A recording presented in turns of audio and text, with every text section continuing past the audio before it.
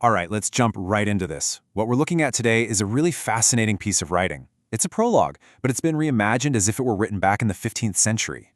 And what it does is it takes this very modern myth, this idea of the engine of denial, and it filters it through some pretty heavy-hitting philosophy. Ideas about struggle from thinkers like Fichte and Nietzsche. It's dense stuff for sure, but we're going to break it all down. So the whole thing kicks off with this incredibly dramatic scene. We're on a high spire in the Alps, it's the year 1492, and we meet our main character, this cosmic sage they call the Wanderer. He's looking down at the world, and this quote just says it all, doesn't it? He's not seeing a weather pattern, he's seeing a spiritual fog. He feels like the world is just losing its will to try, to climb, to achieve anything great. Okay, so to really get to the bottom of this dense allegory, we're going to follow the Wanderer on his tragic journey. We'll break it down into 5 parts. First, we'll look at the sage's fear. Then, the philosophy of struggle that fuels it. After that, we'll see the devil's shortcut. And finally, the horrifying results, the hollow god and the tyranny of comfort. Right. Let's start with what's driving our guy, the Wanderer. It's this deep core anxiety that really sets the whole story in motion. And it's not just any fear. It's this terror of ultimate apathy, the idea that humanity's greatness is just fading away. The Wanderer looks down from his perch and he sees what he calls sleepers. Now, obviously, he doesn't mean people who are literally taking a nap. He's talking about people who have chosen a comfortable dream over the messy, chaotic, but amazing reality of actually achieving something. They've opted out of the hard part, and he's terrified that this spiritual laziness is catching, that he might fall into it too. Now, here's what's so cool about this. This isn't just some random fear of being lazy. It's a direct callback to a major philosophical concept from Friedrich Nietzsche, the last man. The last man is the ultimate symbol of mediocrity. He's a creature who's traded every chance at greatness for a guarantee of comfort. He's eliminated risk, and in doing so, he's eliminated all meaning from his life. For the Wanderer, this is the ultimate nightmare.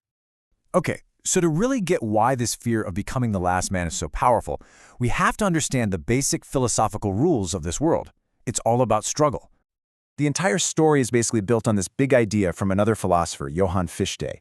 The idea is that the self, what he calls the I, which is your will, your identity, it can only really know itself, it can only grow by pushing up against resistance. And that resistance is the not I.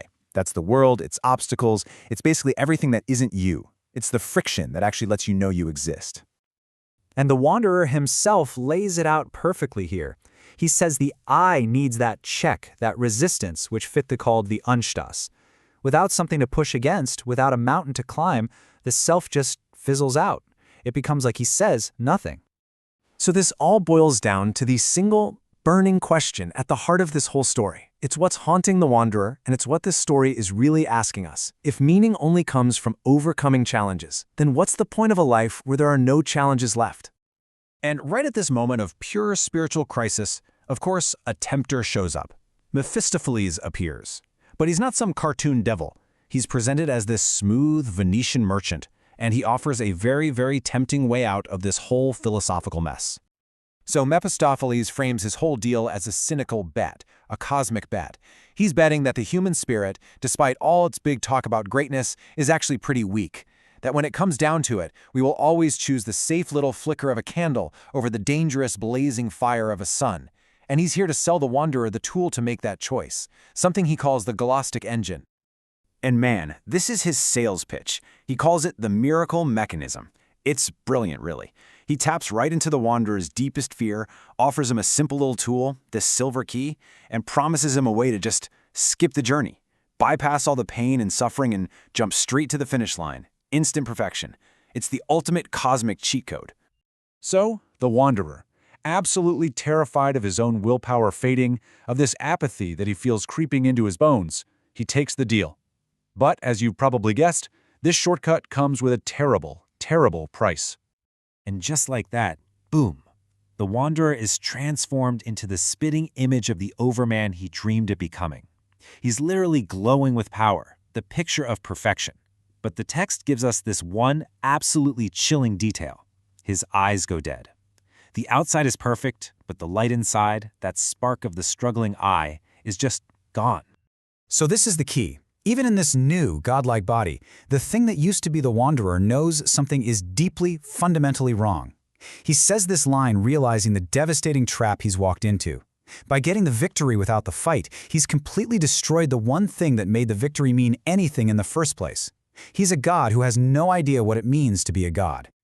And then Mephistopheles just rubs it in. He spells out the horrifying truth. This new man isn't an upgrade, he's a forgery. He is, as the text says, an engine of denial brought to life, a beautiful, powerful puppet that runs on a lie.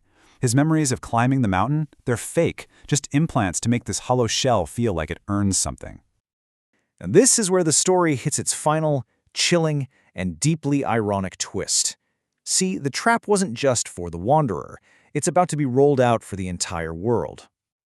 Deep down inside this new hollow god, there's still a tiny, pathetic remnant of the old Wanderer, and its emptiness, its sickness, is just unbearable. So, to quiet that screaming voice inside, the new man decides he has to justify his own fake existence by saving everyone else the exact same way he was saved. And here it is, the ultimate tragedy. He announces his new mission. He's going to build a global cage of contentment. He is going to wipe out the very struggle that he once believed was the whole point of being human. He's going to force the lazy peace of the last man on everyone, becoming the very monster he was trying to escape, but now as its enforcer. This table just lays out the awful paradox perfectly. Every single thing the Wanderer wanted is turned on its head. His desperate attempt to escape the last man leads him to enforce the last man's state on everyone. His quest to become a god results in him building a perfect, comfortable, and totally meaningless hell on earth. And so this dark, philosophical tale leaves us right here with this really provocative question. It makes you think about our own world, right? Our own desires for an easier life. What is the real cost of a guaranteed paradise? What are we willing to trade for a world without struggle? And, maybe more importantly, what parts of our humanity might we lose in that bargain?